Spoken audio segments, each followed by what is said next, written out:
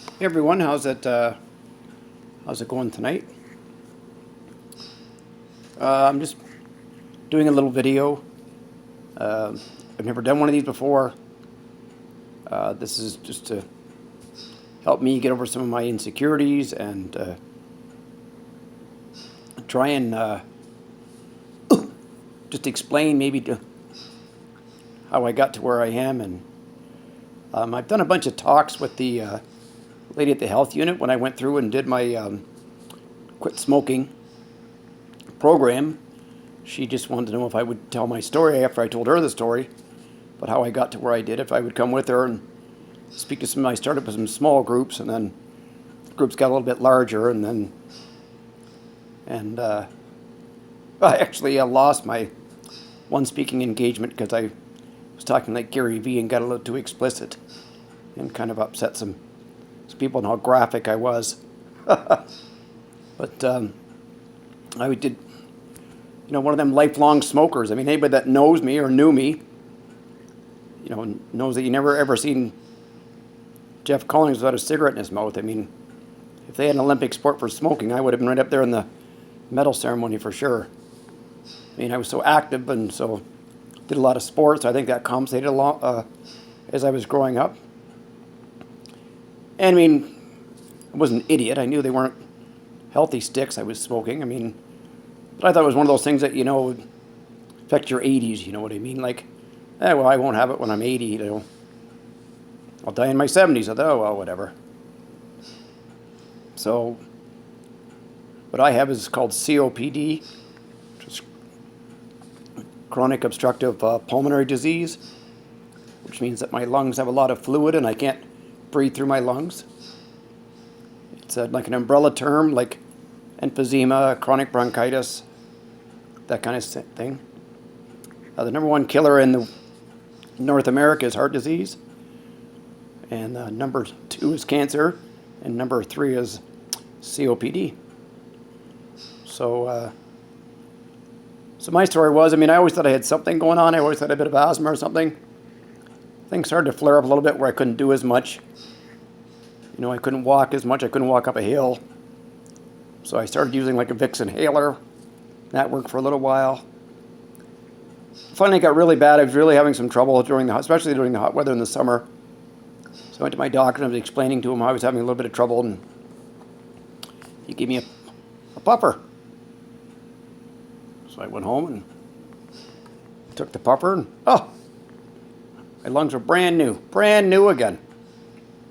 So did I think, okay, now's a good time to, quit smoking and start healthy? No. Why would you? I feel great. Never change a darn thing. So, a few more months go by and I start to slowly get down to where I'm sucking that puffer down way more than the prescription said.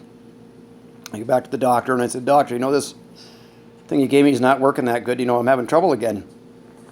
So he gave me another inhalant thing, more kind of a steroidy thing. Same effect.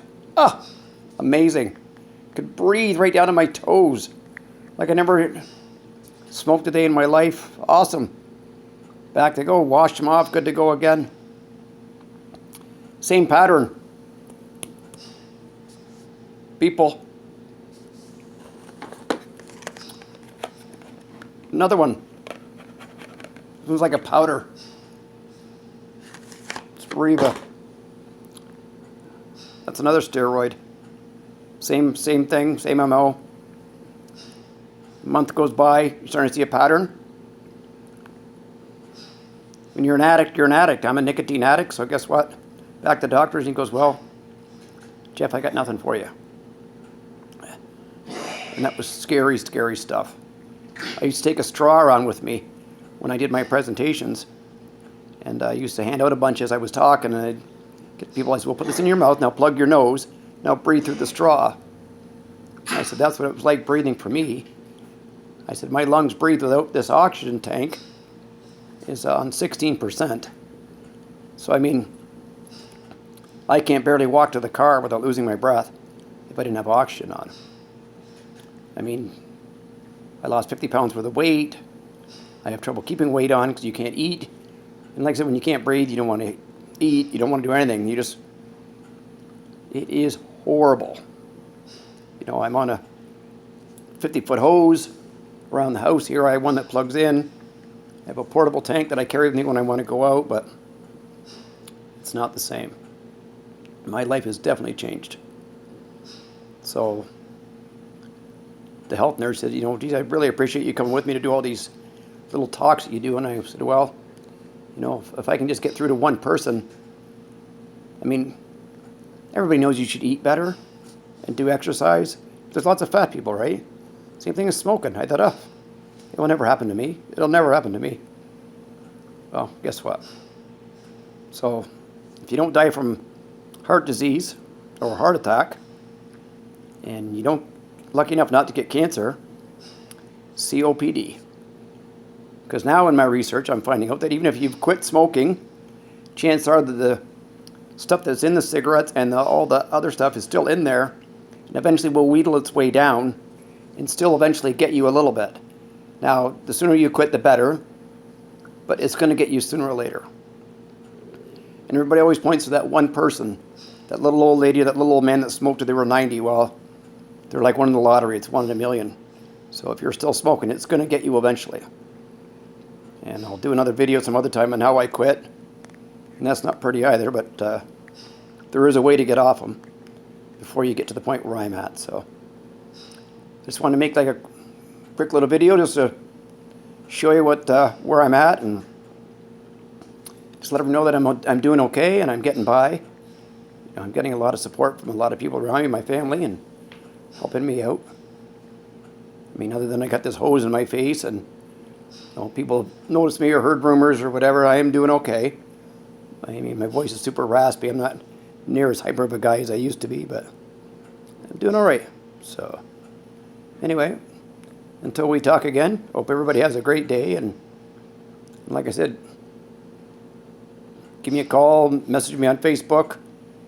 My phone number is 519-720-8708. You can call me anytime. Anybody wants any advice how to get off smoking, how to talk to anybody, I'll go to school groups, I'll go to anywhere and tell my story, because it's pretty shocking when you see somebody on auction and stuff like that, because this is that next level. Like I said, because when you can't breathe, nothing else matters. So anyway, thanks a lot, and I hope everybody does well. So breathe free, my friends.